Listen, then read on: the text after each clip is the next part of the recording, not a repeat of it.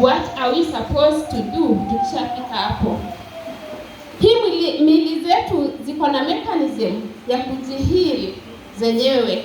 Ukizipea that chance. Bwana tusaidie sana. Amen. Bwana tusaidie. Amen. Mili zetu zimetengenezwa in a way that ziko na zile cells ambazo huwa zinatusaidia kuheal. Wakati unakuwa na hizo vidonda kwa tumbo, kitu ya kwanza yenye nitawa advice ni tunakuwa tumekuwa tukikula, si ndio? Na chakula zingine ni zile zinaongezea zinafanya hizi bacteria zinaendelea kuthrive. Chakula zingine unakula zinaenda kuirritate hizo cells. So what are we supposed to do? You are supposed to fast ukiwa na hizo vidonda ama ukiwa na hiyo bacteria kwa tumbo. You fast 6 to 8 hours. Kitu ya kwanza, you deny hizo bacteria food. Uliambiwa hivyo? Yes. Ukifast, you are also giving your body a way yenyewe ijaribu kufight ili detox kwanza, because kuna uwezo wa kudetox, but that is after fasting. Hawezi kuendelea unakula and you are expecting the same results. Bwana tusaidie sana. So the first thing you do is you fast 6 to 8 hours to enable hizo wounds to heal, zijaribu kuheal. Second, you are denying this bacteria food, because the more unazipea na saa zingine haujui chakula unazipea ni chakula iko sawa ama si chakula iko sawa.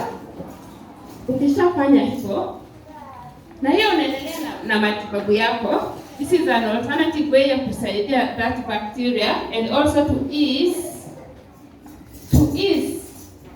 vile una feel kwa tumbo, to soothe.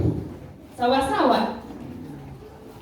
So ukisha fast for this 6 to 8 hours, kuna zile chakula ambazo haufai kula. Kwa tumbo tunajua sasa acid ni mingi kwa tumbo. So what are we supposed to eat? Haufai kula chakula iko acidic. Chakula yenye kule ni iko na alkaline. Kuna mara nyingi napata watu wanakunywa maziwa. Espado ulikuwa unakunywa maziwa? Ulikuwa unakunywa maziwa? Because you're not supposed to take milk, because milk it subside, it soothe the stomach lining just for some time, and then ikirudi inalipuka. And that is because milk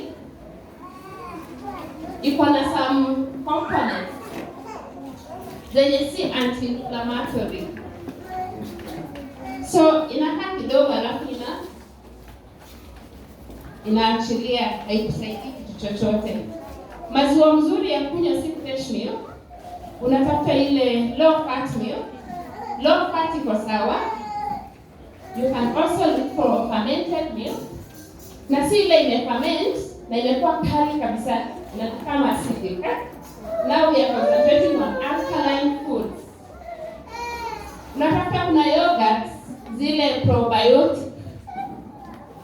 Ukipata hiyo yogurt imeandikwa probiotic, upate ile natural yenye haina any flavor, that is the best. We recommend hata sukuma. Ulikuwa unakula sukuma? Ulikuwa unakula? No, because kila mtu mwenye mimi hupata ako na ulcer anasema sukuma iko acidic. Siwezi kula sukuma. Sukuma si acidic. Sukuma ni alkaline. We recommend green leafy vegetables kwa wingi. Tunadili chakula iko na fiber. Tunadili fruits. What kind of fruits? Bananas. Tuko na apples. tuko na pears, kuna avocado. It's also a nice fruit yenye unaweza kula ukiwa na hizo symptoms. And then kuna zile chakula ambazo haufai kula hata kidogo. Acidic foods, don't try. Usijaribu.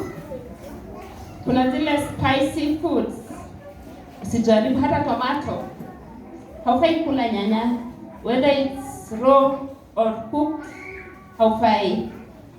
Na pia kuna cabbage. Cabbage pia ni mzuri, chakula unaweza kula yenye itasuit tumbo vizuri.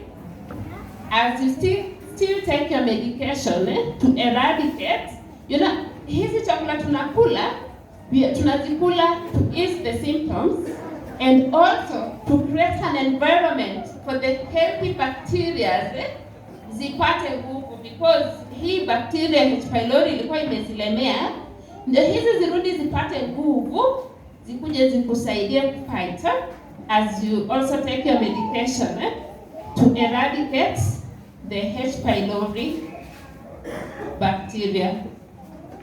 Bwana akusaidie sana. Kama huwa una smoke kadogo, you stop. Kama unakunywa kadogo, you're not supposed to drink. Take a lot of water. Sawa sawa. Up to there, any question?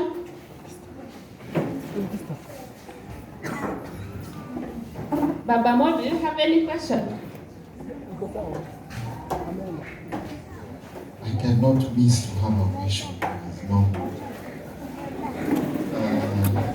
As Minister of Health, they have always talked about fortified foods. And we as human beings, we don't know even what are they fortifying the foods with.